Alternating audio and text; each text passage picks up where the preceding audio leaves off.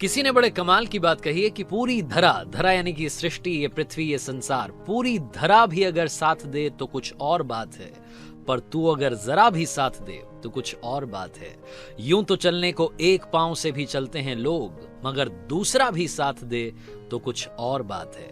Hi guys, मैं हूं RJ Kartik. एक छोटी सी कहानी। ये कहानी जिसने लिखी है वो लिखते हैं कि मैं अपने शहर से दूसरे शहर में जाकर के जॉब कर रहा था, लेकिन जब कभी अपने होम टाउन आता था तो अपने दोस्तों से मिलना नहीं भूलता था। हमारी रीयूनियन होती थी और रीयूनियन के लिए हम जिस जगह पर मिलते थे वो था हमारे शहर का फेमस लस्सी वाला।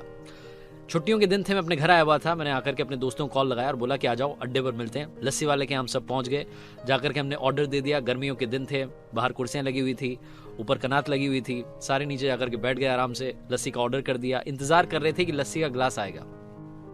हंसी मजाक चल रही थी, दोस्ती यारी की बातें चल रही थी। तभी मेरे सामने आकर के एक बूढ़ी अम्मा खड़ी हो गई। 75 से 80 साल उनकी उम्र रही होगी। हाथ में डंडा था, आंखें धसी हुई थी, जुबान लड़खड़ा रही थी, कमर झुकी हुई थी, चेहरे पर भूख दिख रही थी और आकर के बस इतना सा बोली कि बेटा ऊपर वाले के नाम पर कुछ दे दे। मेरे आगे आकर के उन्होंने हाथ फैला दिए। मुझसे रहा नहीं गया, पता नहीं क्या हुआ। वैसे मैं भिखारियों को भीख नहीं देता हूं, लेकिन उस दिन पता नहीं क्या हुआ, अपने आप मेरा हाथ वॉलेट की तरफ चला गया। मैं सिक्के ढूंढने लगा। फिर पता नहीं दूसरा आइडिया आया, दूसरा ख्याल आया। मैंने वॉलेट अपनी जेब में रख लिया। आप सोच रहे होंगे कि शायद मैंने पैसा नहीं दिया।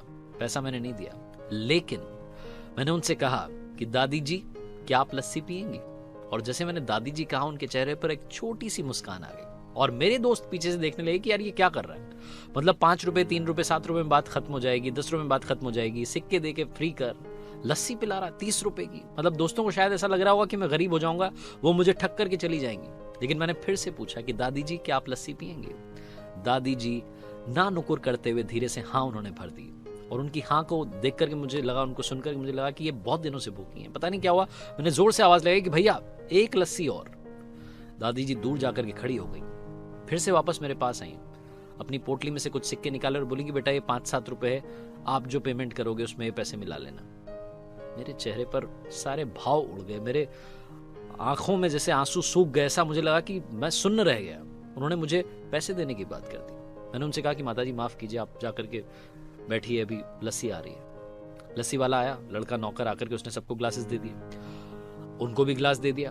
अब वो दूर जाकर के बैठ गई नीचे जमीन पर। हम सब कुर्सियों पर बैठे हुए थे।